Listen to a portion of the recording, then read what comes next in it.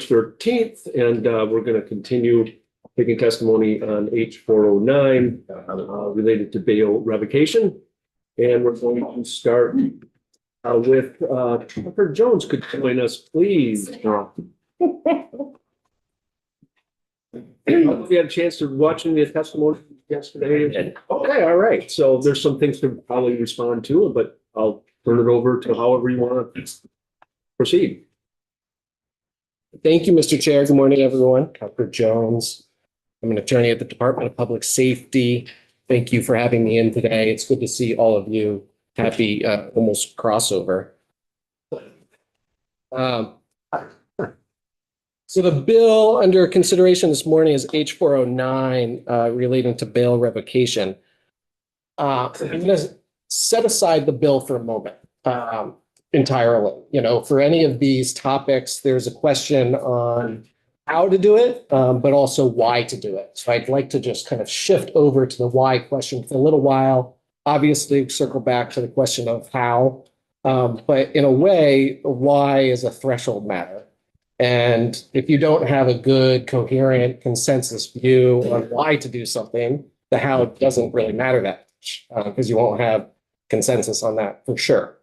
You know, when I've been in previously, we've talked about these weather reports, right, in other contexts. And I think one of the reasons the weather reports analogy works somewhat is this idea of being responsive to conditions on the ground is something that translates into good governance. You know, you might say good governance is responsiveness to conditions on the ground. And that is kind of where I want to start with the why of whether it's worth taking legislative action to address particular conditions on the ground. As you know, and for over the past several years, Vermont has experienced an increase in certain types of crime through the pandemic era, like many other jurisdictions. And that has led to certain pressure points that, in addition to the court backlog that we've seen in our communities. As a result, last year, among other bills, the legislature passed Act 138 related to pretrial procedures that dealt with some of the topics of pretrial supervision, pretrial release, etc. So that was last spring. Since that time, in the last 6 months of 2024, there's been kind of significant media coverage of communities gathering together, holding special meetings on the topic of public safety. So the origin of the why for this topic, I think, comes from those last 6 months of 2024 and the feedback that we're getting from communities about what they're experiencing around the state. And as a way to kind of work towards building kind of consensus on the why for any topic, I think it's worth kind of going through some of that media coverage and the feedback that we're getting from the field. And, you know, just as a side note, I actually have copies of this and we'll post it that have the excerpts of the media coverage that I'm reading from, in addition to some other information as well. Yeah, Tucker, are you correlating Act 138 and the community meetings? Like, are you saying Act 138 made things worse, or it didn't kick in time and hasn't made a difference? I'm just kind of curious because you jumped from one to the other. Yeah, Act 138 was a step, right? It was a step in the direction of recognizing, it started in the Senate. So the Senate got the bulk of the attention of like what the problem was that they were trying to solve. Of course, you heard the testimony on it later in the spring. But there was a particular focus on this specific issue that we're kind of talking about today, which is what to do with individuals who continue to commit criminal offenses while they're on pretrial release for an additional criminal offense. You know, Act 138 created this pilot program, pretrial supervision, and it also lifted the $200 cap on bail and did a few other things like that. Do you have any preliminary results of how the pilot has gone and some of the other changes Like, do we know if it is working? And these community meetings are talking about, are they looking at what was done and how that's rolling out?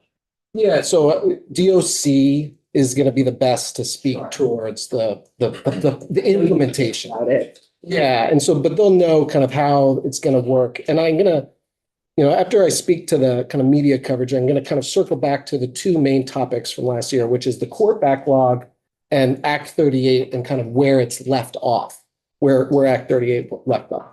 But first, I kind of want to lay that groundwork up. So you're all kind of in the same boat with me as I'm understanding kind of the last 6 months of what we've been experiencing, at the Department of Public Safety. I just note, the reason this is of interest is because we work at the Department of Public Safety. So when communities are having dedicated meetings on the topic of public safety, we try to pay attention and keep our ear to the ground to understand why they feel a need to host a special meeting on that topic.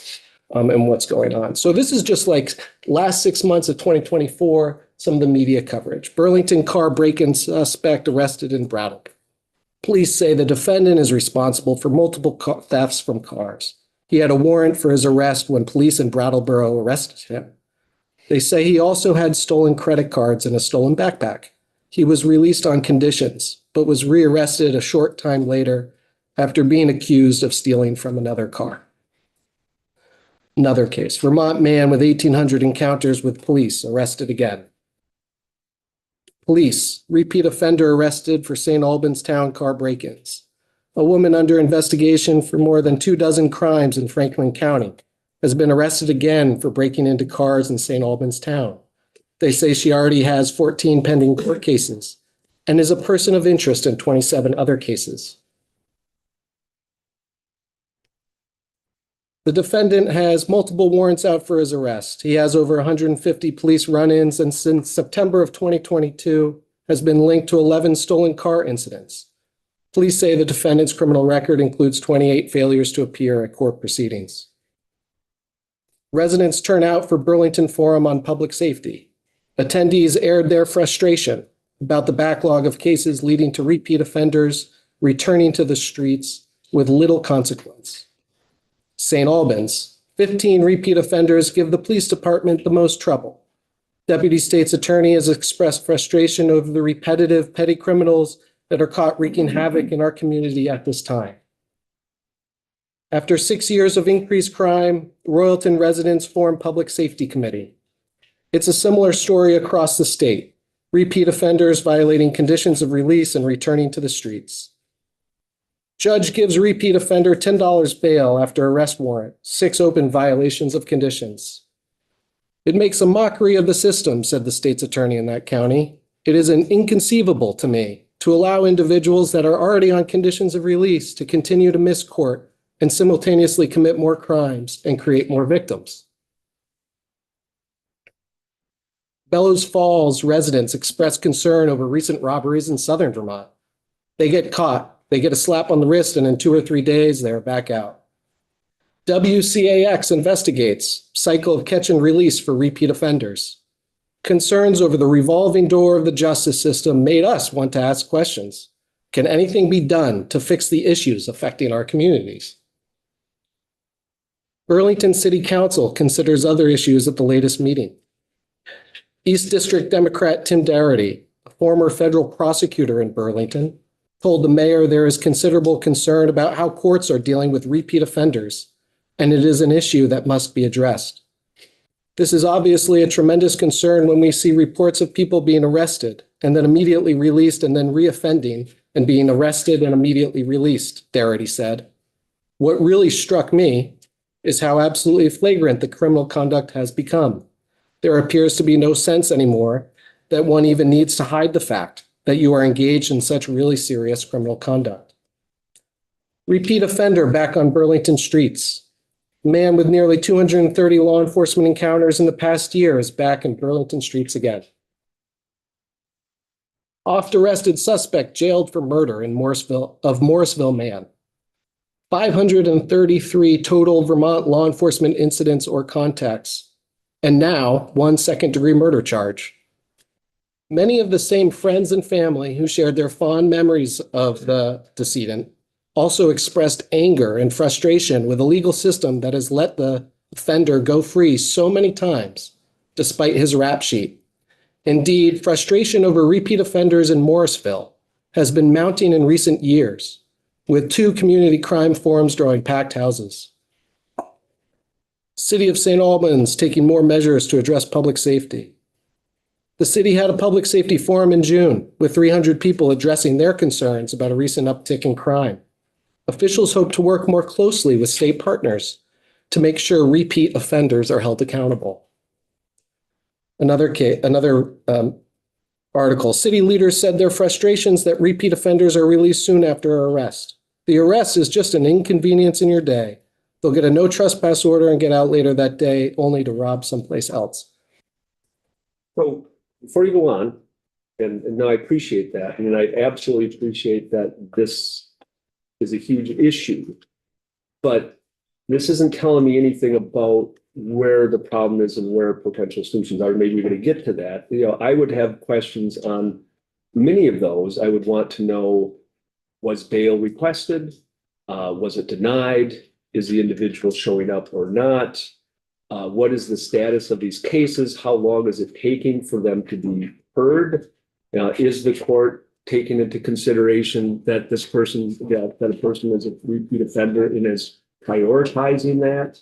Those are all the questions I would have, but I would also add on to that, if we're identifying those 10 people, and one of those, I don't remember which it was, are we trying to get services to those individuals? What is causing that criminal behavior? I mean, yes, we want deterrence, we want quick consequences, but is there an underlying substance abuse issue? Are we trying to treat those folks? And I'd further, on the opposite end of this, I'd want to understand the capacity of the Department of Corrections, which is significantly understaffed and under a lot of pressure if we're putting, just trying to put a lot. So there's a lot. You covered the problem, and I understand that, but where is, you've covered certainly the absolutely legitimate concern that communities have on this. But I'd really like to understand, what are the levers and what we've been working on, obviously, and here's tied with bail. I'd also like to understand how the bail changes have helped, because it should have addressed some of those situations. So a lot of more questions for you, but these are the things that kind of come to my mind as you were going over those. And I share that nuanced view. I don't have a myopic view of the topic, and I see it in this broader context of, what's already out there. And so there's kind of 2 other pieces to this is in the context of this Act 138 and the backlog. I kind of want to address how both of those topics kind of relate to the problem as we've kind of now started to define it. But, just to put, the finer point, this is the media coverage of these special meetings that communities are having on the topic of public safety. But it's not just sentiment, right? It's not just sentiment that we're seeing out there. In 2018, we had about 1,100 thefts from motor vehicles reported. But in 2023, we had 2,700.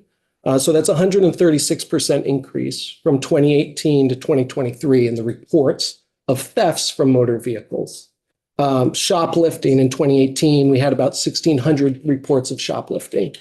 In 2023, we had 3,300 reports. So it's a 100% increase in shoplifting over that time period. Again, understandable within the context of the pandemic that many jurisdictions had this increase in crime. That's no surprise there. Thefts of the motor vehicles themselves also doubled during this time period. Identity theft also doubled during this time period. Violent crime didn't see quite the doubling. We saw about a 40% increase in aggravated assaults during the same time frame. And then, as with the homicide victims, the last 3 years, we've had about in the mid-20s number of homicide victims. The prior 7-year average was in the mid-teens. So that's also, people notice that as well. But obviously, with the doubling in these particular property crimes, that's really where a sense of where it's really being felt in the communities. The specific issue of repeat offenders, that seems to be somewhat unique to our jurisdiction. of our lack of clarity regarding what to do when someone has been arraigned for the 10th, 20th, 30th, 35th time for a criminal offense that does not necessarily rise to a felony act of violence, and in which the individual may not really be a risk of flight from prosecution. That's really the donut that I think we're experiencing in some of this frustration, in which we can say that their risk of flight from prosecution increases, but it's not necessarily true in reality. And so some level of legal gymnastics is required to go through the process to say that they are a greater risk, and we can make that claim. But that is where the imposition of bail kind of breaks down to address this issue. As you all know, and is well established, the court cannot just impose high bail as a means of preventative detention in any of these scenarios. They really are required to root it in the risk of flight from prosecution, and the imposition of bail cannot occur to protect public safety and to secure preventative detention of that individual. So there's that mechanism isn't always available.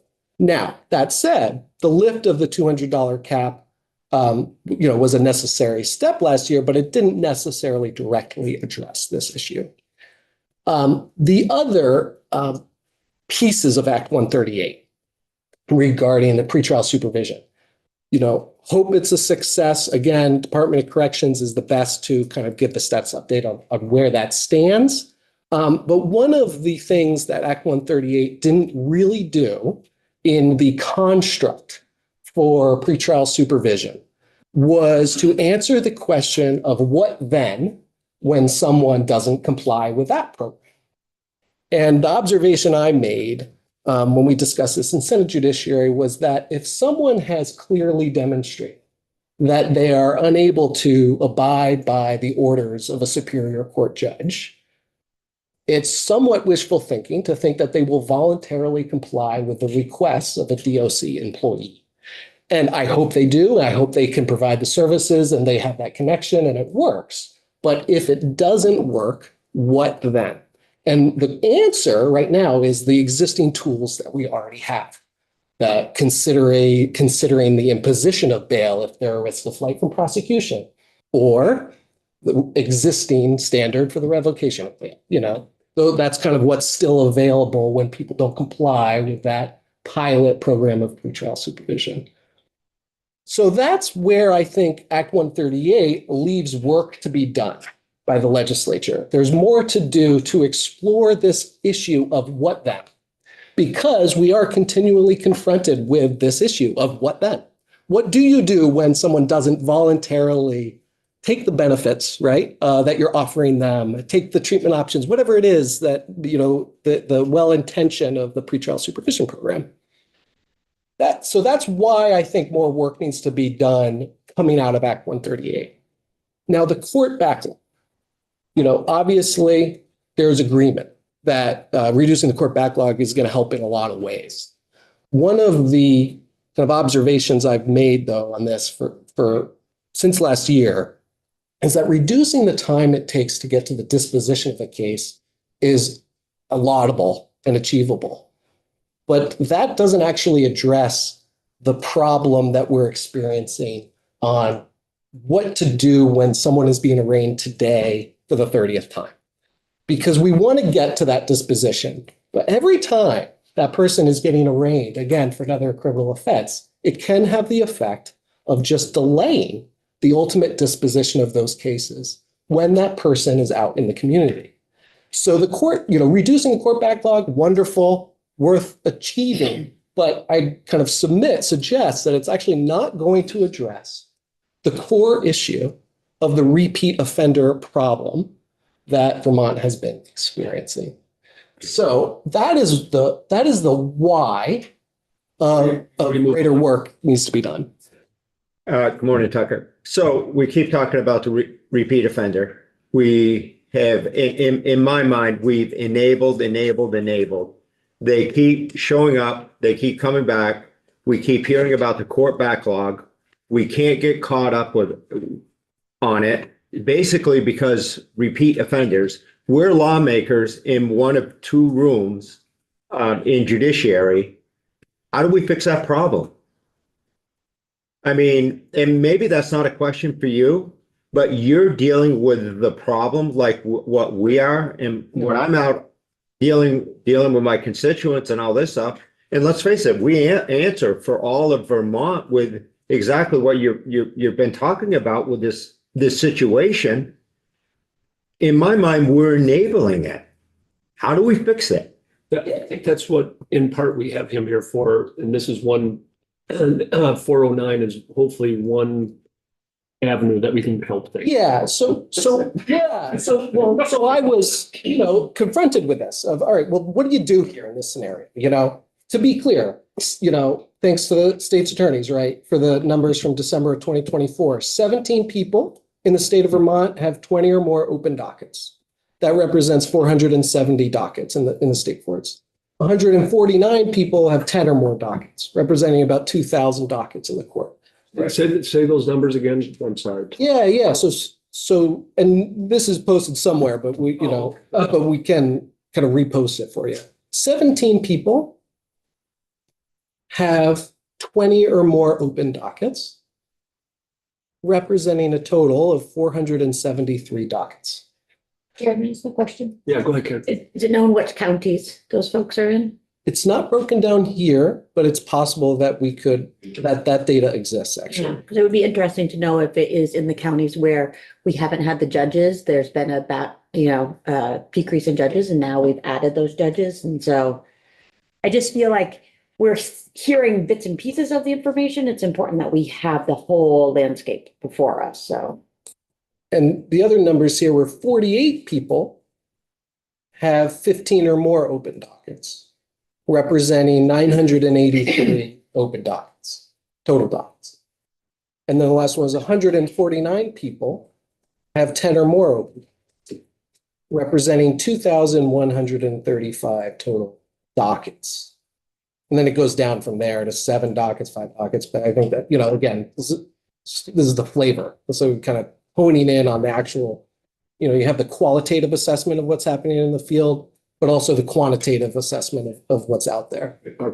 So, like Representative Dolan, like sometimes just a little bit of info kind of is hard. So I'm wondering if you know what the charges are. I'm not sure if this data set with the open dockets of the state's attorneys, like they can pull that. It's not in this, the numbers that I just read. So, But it's possible that CRG may have, we can work with them to answer that. It's possible, actually. What typically happens in this scenario? Well, the legal mechanism that most jurisdictions turn to when people commit crimes when they're on pretrial release is bail revocation.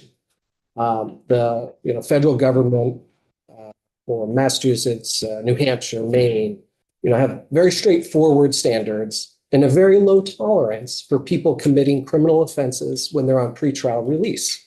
And in fact, the federal government in federal statute has a presumption in there when you commit a felony. So it's a very rigid, strong, low tolerance structure in some of these other jurisdictions. And I don't know if you know this, but part of the piece that we were talking about yesterday with one of the witnesses is that it's that our Vermont Constitution is different than those other states. So I'm guessing that's the case with some of these, that they can go further, take different routes because their Constitution permits them to. Whereas Vermont, we're tied by our Constitution. We most certainly are. And so the question is, what does that provide? What does the constitutional provisions provide? And is there an opportunity to create greater clarity within the existing limitations?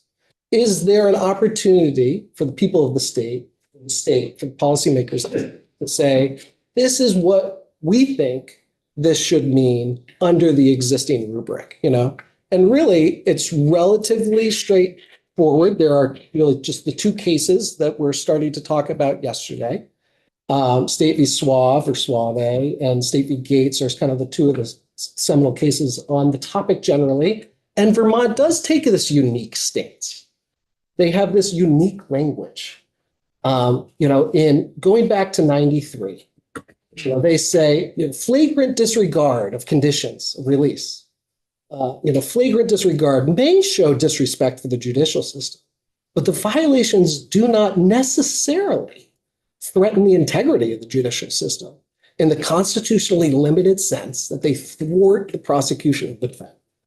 To justify a compelling state interest, it's constitutional, it's a compelling state interest, it's strict scrutiny.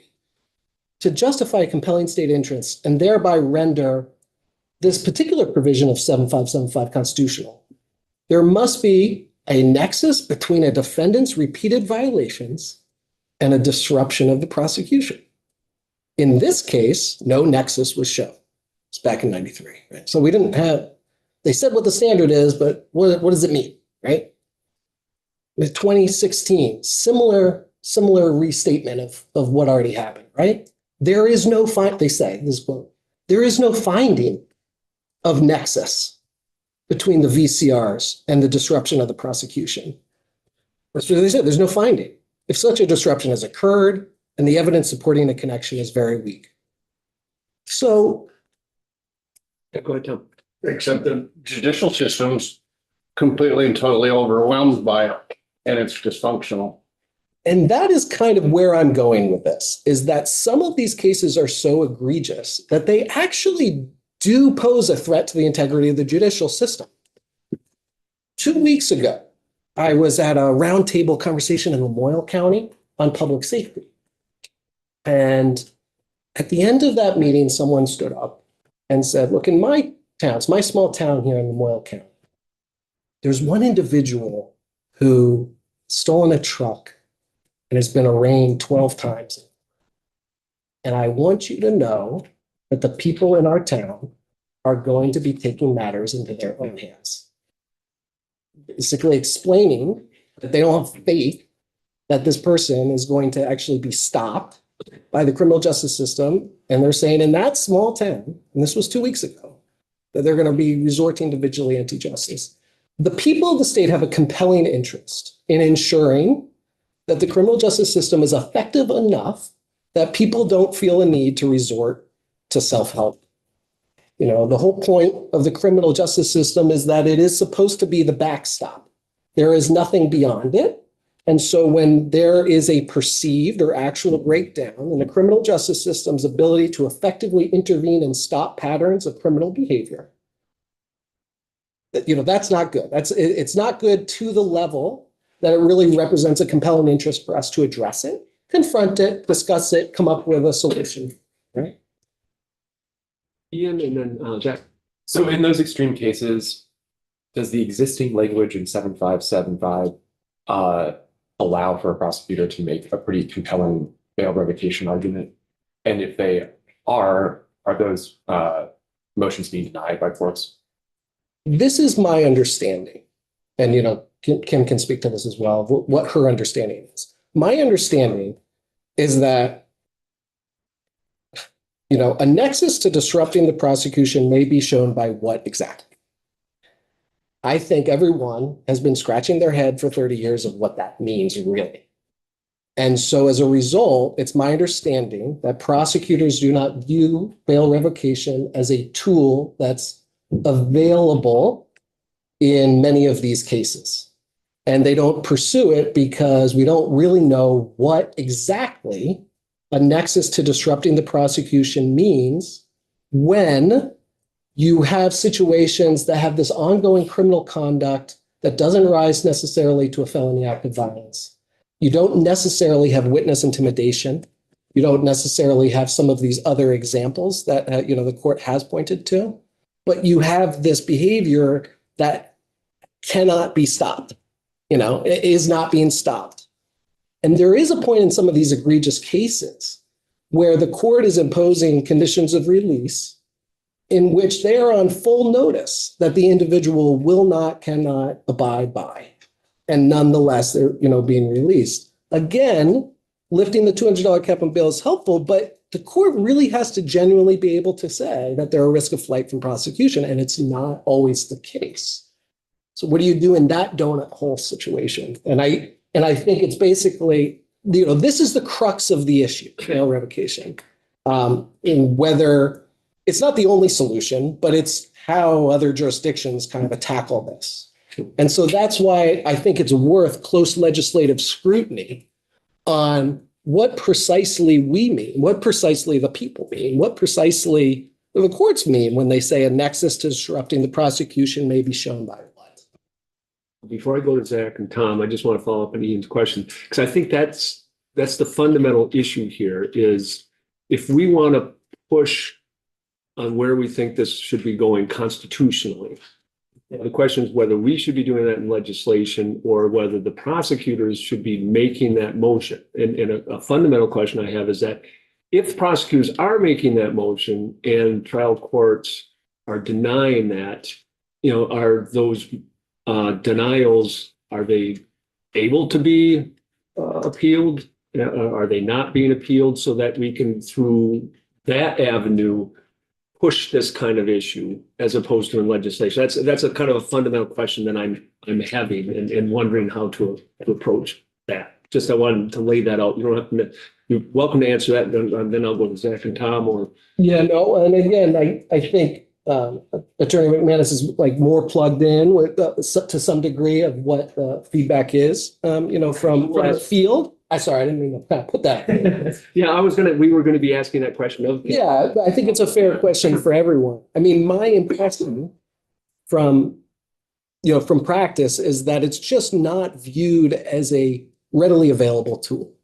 And so my understanding is it's just culturally not pursued very often. Now, that's an impression though. So I just, I leave it. Well, I mean, others. that's the case. I mean, and having something in legislation could prompt this or push this along for that challenge. But I do want to have something that is, at least we have a decent argument that it's constitutional, as opposed to just throwing something out there that is pretty clearly not constitutional. But given that, Zach and then Tom, and because I'm sure we'll be talking about that. Thank you, Chair. And so Tucker, my question, so I have two questions, and they're more along the lines of the toolkit that we're giving to law enforcement, that we're giving to the judiciary to kind of tackle some of these challenges. So my first question is about law enforcement, and I'm curious if you could give us thoughts on whether we should be thinking about empowering law enforcement to give them greater discretion to immediately detain those that are violating the conditions of their release. Well, I mean, this happens to a degree already depending on the offense, right? So when someone's arrested for offense, depending on the type of offense, et cetera, they can get to the arraignment relatively quickly in many circumstances. I'm less concerned about that timescale and that process than the available options at the arraignment itself to recognize the reality of the situation. Now, I don't think it's helpful if we're kind of at the arraignment and denying the reality that an additional set of conditions of release for the 35th time, isn't going to actually do anything. We have to be able to confront that honestly and figure out what to do in that circumstance. And so that's where my focus has been. Sure. Whether there's room for greater clarity kind of how VCRs should be handled, there's definitely room for that conversation. Part of the problem is when we charge the VCR, it's charged as a regular crime that gets a jury trial right. And so it gets added into the list of all the other offenses. And, look, this is part of a broader conversation, right? Because this issue of how we handle violations of conditions of release and the charging of violations of conditions of release and the effectiveness of that scheme, is kind of questioned across the board in criminal justice board to some degree of how effective it is to charge all of these offenses just to ultimately dismiss most or all of them as part of the ultimate plea agreement down the road, and where you didn't actually get the intervention and the stop of the behavior in the interim period. That's a kind of a frustrating exercise for many of the actors in the criminal justice system, including the defense bar, I believe. So it's all part and parcel. Sure. Thank you for that. And that kind of brings me to my follow-up question on judiciary. And, in the legislation as it currently stands, there's the 60-day trial deadline. And I guess I'm curious about, do you feel like that is providing sufficient deterrence for repeat offenders, or do you think that there should be a longer pretrial detainment period? There is a whole conversation that could be had about kind of importing the 60-day time limit into this. And I believe yesterday, or it's a kind of initial testimony on the interesting implications of kind of importing that 60-day time limit in here. It's a whole nother probably hour of conversation, and, that brings me somewhat to the bill itself. Well, before you go there, I'm gonna save my question. Okay. All right. Go ahead. Look, H409, it's 6 pages long. I think it could be pared down to really a matter of a few sentences. And it really comes down to this particular topic saying a nexus to disrupting the prosecution may be shown by X. All of the procedures, et cetera, in here, some of those provisions do raise new questions that, have to have their own kind of, almost every line here, as you just saw yesterday, that there's a lot of questions in a lot of those particular provisions. And I don't think they're necessary to get at the heart of it. But that's it. That's the core issue. Now, I just want to kind of end by saying, I acknowledge absolutely that defendants have very important rights pre-trial. The presumption of innocence, their liberty interests, and the applicable constitutional standards for imposing, withholding, and revoking bail are the framework in which we operate within.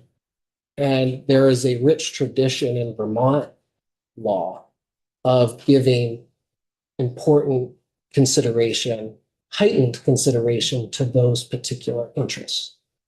And so I approach this topic from that place that, of course, you have to have a thoughtful, balanced approach to these issues on pretrial ongoing criminal behavior.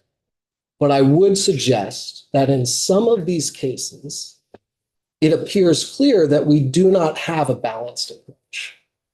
And that is the real problem. And I think that is the source of a lot of the frustration in some of these community meetings in which people are gathering specifically on the topic of safety. Barbara. So I'm just wondering, because it seems like we've heard about all the people who did have bail set and have been waiting trial and are incarcerated while they're waiting trial for really long periods of time. How do you think this will impact that? And are you concerned about how long some people are waiting incarcerated to have to gain court? In my experience, there is a huge shift in a case when someone is detained for trial. The incentives for resolution of the underlying cases become heightened for all of the parties involved. And there is a sense of moving with alacrity to reach a resolution, often in those cases once. For months sometimes? Sometimes, yes, certainly. More like, yeah, I want to say years in some cases, but I haven't seen the data in a couple months, so But there is an incentive that happens to seek to resolve those cases. Who has that incentive? Not the, I mean, the person in prison or who's being held might have a public defender and with a big caseload. So I'm wondering who do you think is incentivized? The defendant primarily, to resolve it and move forward. But does that result in anything? Like you could want it resolved, but like, does it get resolved?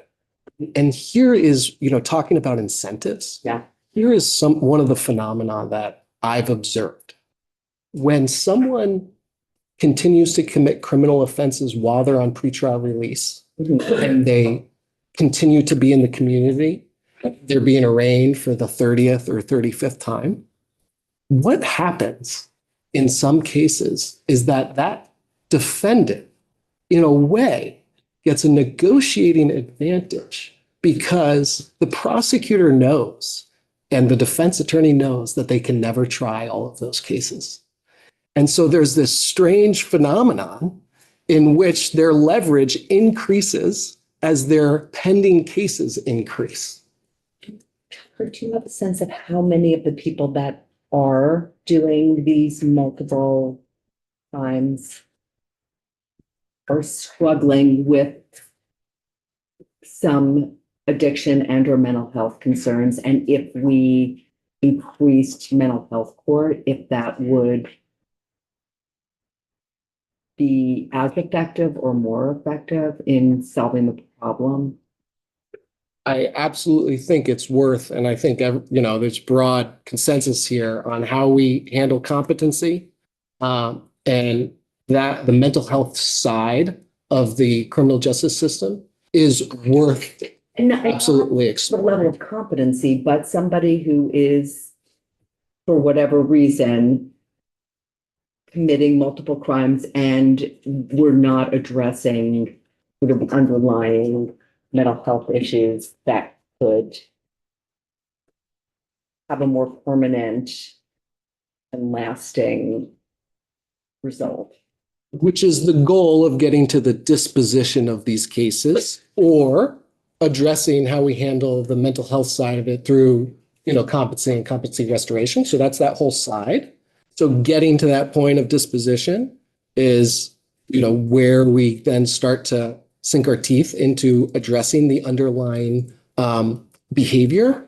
I would say this, absolutely some portion, probably a large portion of these particularly problematic cases are because of untreated substance use mental health disorders, without a doubt. And that needs to be directly addressed. Part of the problem I think that we have now is that we are in the pretrial phase saying, we're on the mental health side, we say, please show up to a outpatient competency evaluation. They don't necessarily do that. And that makes it it isn't just you're competent or you're not competent. There are people who are competent, but have significant mental health struggles that make them competent, but that doesn't necessarily make them compliant with the law all the time. And what I've kind of said on this in the past is that not only, by saying, please come back in 12 or 18 months so we can adjudicate your case, that does a disservice not just to the community that's harmed by the ongoing criminal behavior, but it does a disservice to the individual defendant themselves. Because we're saying to someone who's clearly in acute distress, to say, well, your next hearing is going to be in 3 months. We recommend, you go get this evaluation, et cetera, and we'll see you then. And, to some degree, we are doing a disservice by not intervening effectively on the timescale of their crisis. We're intervening on the timescale of the discovery process in a criminal case. Right. And that disconnect is part and parcel to this problem. But I would suggest that just because someone is suffering from a substance use disorder as a kind of underlying condition of the ongoing criminal behavior doesn't mean that we shouldn't be intervening. And in fact, it may be a basis to intervene sooner, more effectively, when we know that they cannot abide by conditions of release voluntarily. So Karen, then Angela. Yeah. Thank you, Tucker, for being here and really painting the picture of the problem. I wanted to speak to the community meetings piece of it, because I feel like that is a huge piece of getting out into the communities and helping to mitigate what's happening in there. And so these community meetings were held to gather feedback on the concerns that community members are having, correct? Community meetings that I was quoting from the beginning. Yeah. So there was a variety of different Sorry, I think there were some that were specific to the Public Safety Commission that offered them. Yes, so in municipalities, one of the things that we've seen in the last 6 months of 2024 is individuals gathering for special meetings on the topic of public safety in their community. So Burlington, for Does the example. department hold some as well, though? So separate from that, like one of the things that I was quoting from earlier when I was in Lamoille County, that was a public safety roundtable discussion. Okay. That was organized by the state to hear from the community Yes. about that's their what I've concerns. heard. Yeah. And those weren't public and they didn't have a, media presence in them. It was, seeking direct feedback from the municipal level directly to the state.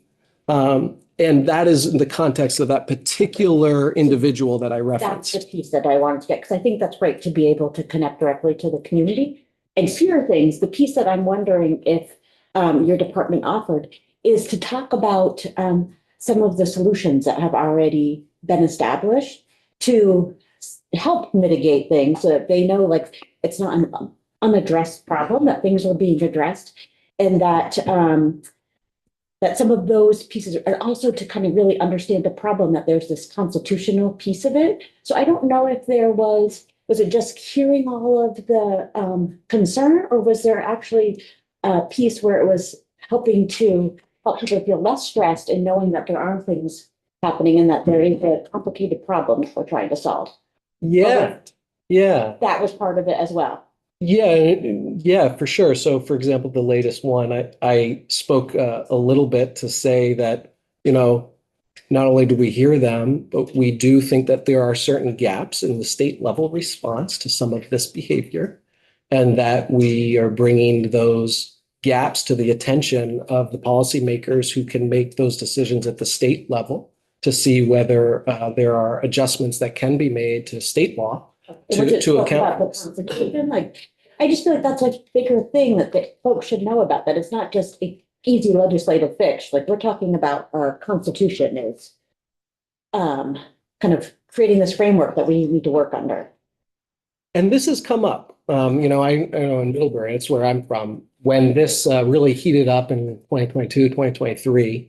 That we had these same types of issues in that community, and this precise question of the ability of the prosecutor to proceed with detaining someone pre-trial based on ongoing criminal behavior that doesn't rise to a felony act of violence when someone does not necessarily present a risk of flight from prosecution is a particularly challenging and tricky area of law that does have constitutional implications.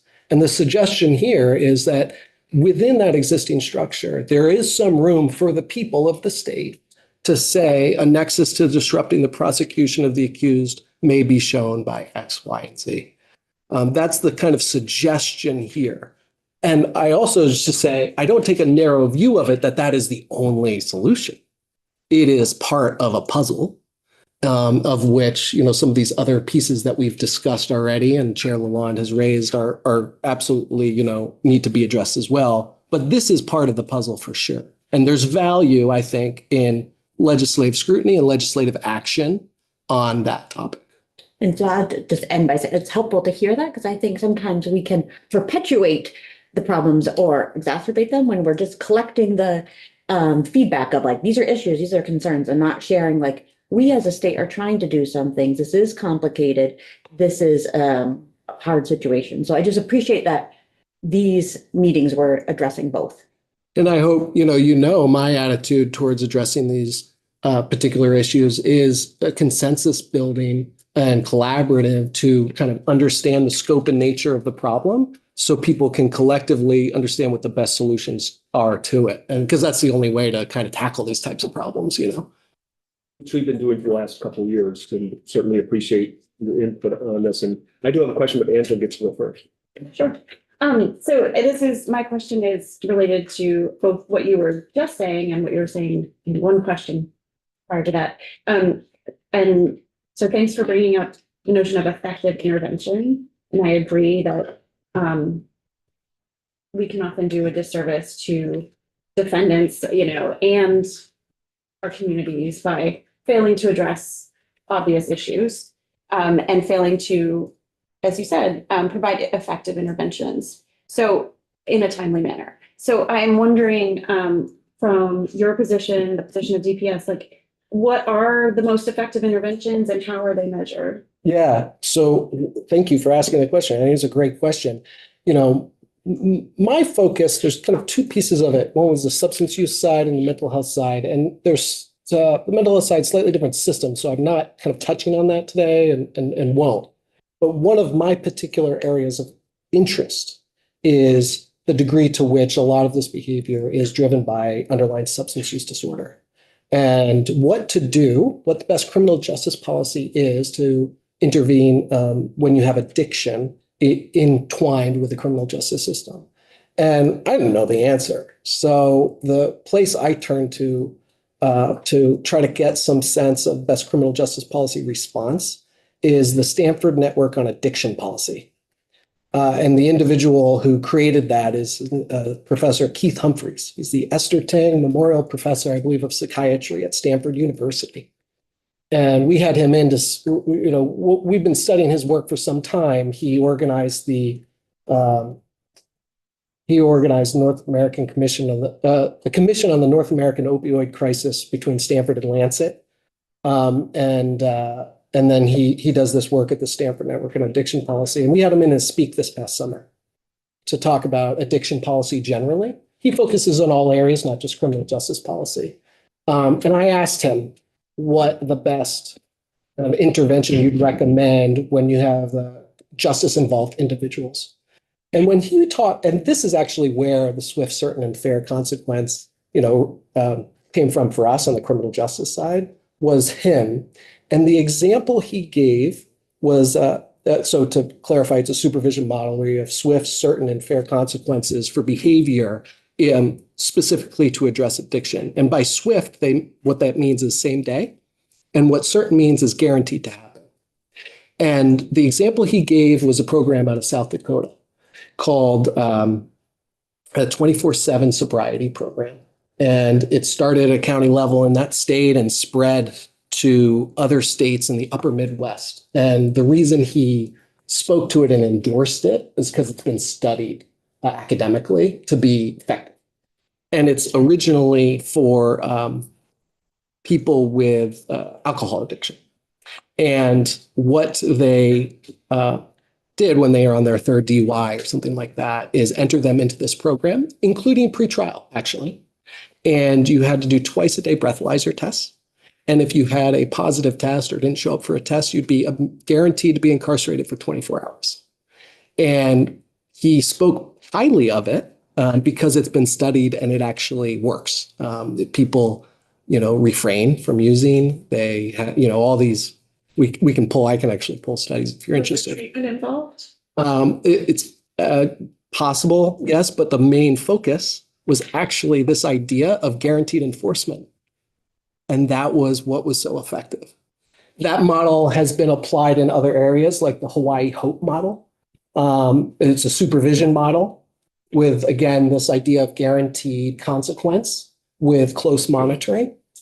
And, it's part of the logic behind some of the pretrial supervision pilot, et cetera, is to more effectively apply that model to those with substance use disorder who are involved in the criminal justice system. But here's the kicker. In that program, they can order immediate guaranteed detention. 24 hours is the first, 48 hours second, offense, that type of thing, including in the pretrial space, because they have the authority, the legal authority to do so. My concern is that in our pretrial space in Vermont, we have very limited, vague authority to order stuff like that. And I think it's inhibiting our ability to kind of intervene at that level of programs like the one Keith Humphreys was speaking to, because we don't have that legal structure to authorize a judge to say, I'm going to detain you for 24 hours if you don't abide by X, Y, or Z. And that comes from the Constitution. presumably. Yes, and that's why it comes back around to what degree can you define a nexus to disrupting the prosecution to kind of inject that type of empirically effective interventions in the pretrial space for those who need it the most.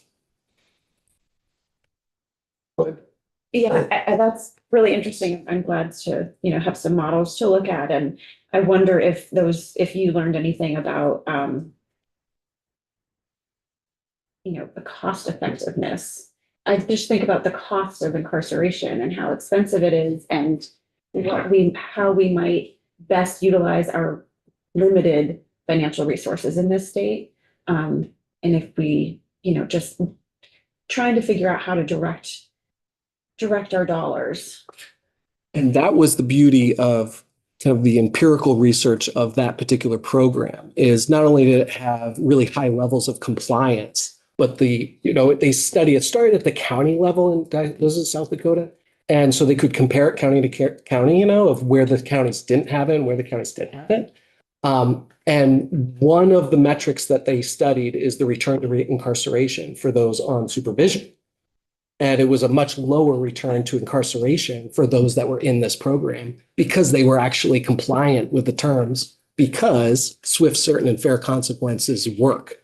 People actually comply with it. So instead of people failing, they were successful because they had that supervision structure that met them at the time frame of their addicted brain, that day. Yeah. Right. Just one last thing is, this is reminding me of a program that State's Attorney Sarah George implemented, but I don't know if the official pilot in Chittenden County, that I think has returned some really positive results. Maybe, I don't know how similar it is to, and it obviously did not involve incarceration, even brief periods of potential guaranteed incarceration. And I think it's been quite successful for the number of participants that the county has been able to, the program has been able to support. Are you familiar with that? Oh, do you know the name of it? I don't remember either, but it's a more of a carrot than a stick type Yes. approach, where individuals are provided money for continued behavior. Continued But- positive behaviors. Yeah, sort of I'll find out. Yeah, and happy to discuss it further. That's just, speaking of Keith Humphreys, he didn't mention any programs like that had that financial incentive. I think it depends on the individual, right? For some people, they might be in a space in which that works. There are some people in which they're not in a space where $10 or $20 for showing up to that meeting, that week is an effective motivator. Yeah, sure. And my whole focus is, what is the effective response for that group of people? Because it's those groups of people that are causing the greatest frustration in the community for the ongoing criminal behavior. Voluntary compliance is wonderful if it works for folks. My whole focus is, what do you do when it doesn't work?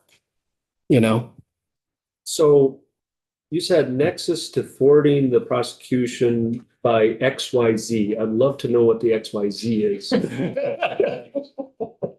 That's where the rubber meets the road. Yeah. So to restate, a nexus to disrupting the prosecution may be shown by. Now, here we're talking about less what the legal standard is than what evidence would support a judge finding that there's a nexus between the ongoing criminal behavior, the ongoing VCRs, and the disruption of the prosecution of the accused. That, I think, is the area in which the state, the people, this committee could opine. Where I didn't start with this language in H409 as defining, I didn't, that's not my language. The starting place that I came from was the federal language regarding bail revocation as a starting point. And this was back in January in the kind of draft submission at that time, where I said that's a good starting point to understand how the feds do it and how other states handle it. Because a lot of states, Massachusetts, New Hampshire, Maine, they essentially either copy and paste the federal language or have some version of it, some similar version of that federal language. And so from my perspective, for purposes of conversation, of honing in on what the best language could be, that's a good starting point. And let me just make sure, so this is the definition of disrupt the prosecution that was in H411. I just want to make sure, is that the, I don't think it is, Mr. Chair, because I think it's actually might be the same in 411 as 409. yeah, it is. Yeah, and there's different language from the original January kind of rough draft that has the direct federal language in it. This is modified. And one of the points that the federal language uses is this idea of someone being unlikely to abide by conditions of release. And that's like literally that plain language. I found that to be powerful language because it's clear and it confronts this issue of the court being able to be honest so that when they're at the 35th arraignment and they're issuing conditions of release that they know are going to be violated, you know, that's a situation that we don't want to put judges in. We want them to be able to kind of confront the reality that people are not going to or unlikely to abide by conditions of release. So for point of conversation on direct language, my starting point is just the US Code language on that topic. I acknowledge that that's not the final place that language would end up. It's a starting point. Right, and I guess it's, so the language that's in here is definitely exactly what posed back in January. I just want to making clear that we haven't changed any language that we received from the administration that is now in 409. That's all. I just want to make that fairly clear that I don't think we changed the language that we received in the draft that 411 and 409 are based on. Doesn't matter. That doesn't matter. But so, I mean, is there, because just looking at that language a little bit, because I can understand the one thing that we could move through, but it seems kind of unlikely this late date, at least by tomorrow, but it's something we'll continue to work on. But I mean, if, you know, we can forget all the procedure stuff and get to the definition of what disrupt means. But, you know, I look at that and some things jump out at me as probably just not workable under our Constitution, such as reasonably mitigate the defendant's risk to public safety, which it would, but that's, I think, kind of wouldn't work necessarily. So if that's the language that we have to focus on, do you have recommendations of how that could look to get after what we're trying to get after? Yeah, so there are differences in this language from what I originally recommended before it went through the drafting process, where my starting point was 18 USC 3148.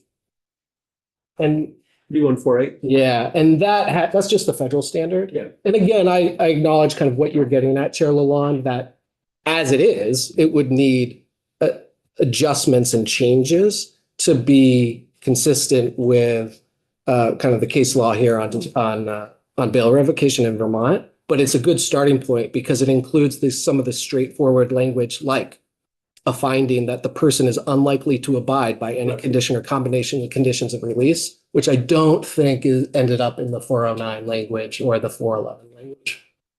No, I think it is. It demonstrates that there's no condition or combination of conditions of release that will reasonably mitigate the defendant's risk of flight from prosecution. That would seem to be, in my humble opinion, probably constitutional the way I read the cases, because they would still need to make the nexus that, you know, the risk of flight, that you can't mitigate that, which I would say the person fleeing undermines the prosecution's ability to prosecute the case. The other components, not necessarily, but So that's the language we need to work. I don't understand that you have any proposal at this point, given the concerns that we've heard about the language as it is. Is that? Or It's a starting point. if it's a starting point, we're a day away from crossover, and I guess we're not gonna the finish line on this. We'll continue to work on it. Yeah. But I'm just trying to make sure that, is there something that we would be able to put in here that if it's straightforward enough and I have unanimity in this committee, which I will be an uphill. Yeah. I think, we do have the miscellaneous bill coming over and could use that as a vehicle. But we obviously need to work on this language some more. Yeah, and again, what I would endorse is the language from the original submission in January of like that draft omnibus bill, the precise language that was in that version, not necessarily the 409 or the 411 language. And so I can kind of reflag that because it's previously posted. Yeah, if you can, because again, I have the language I think that was sent over and it looks the same to me. As far as the definition of disrupting. Release pending trial for another offense in which demonstrates that there's no condition or combination of conditions of release that will assure that the person will not flee from prosecution. That's slightly different. It's not a risk of flight as opposed to not flee from prosecution. There's a little bit different. And the unlikely, I think the key part for me was going down. It is a little different. Yeah, thanks. Okay. Okay. All right. Thanks so much for your time. I really appreciate it. Sure. The program is called Incentives for Success in Yes. Chittenden County, and I'll try to get some data. That'd be great. Thank you. Great. Thanks for your time. Tim. Sorry for taking so long. Sorry. Right? Yeah. I see, when I take breaks, it will be like 25 to. We'll take, all of a sudden, 5 minutes will turn 20 minutes, and we don't have that much time. We'll take 5 minutes. Maybe you should schedule your witnesses, but Are we on? We are, we're not.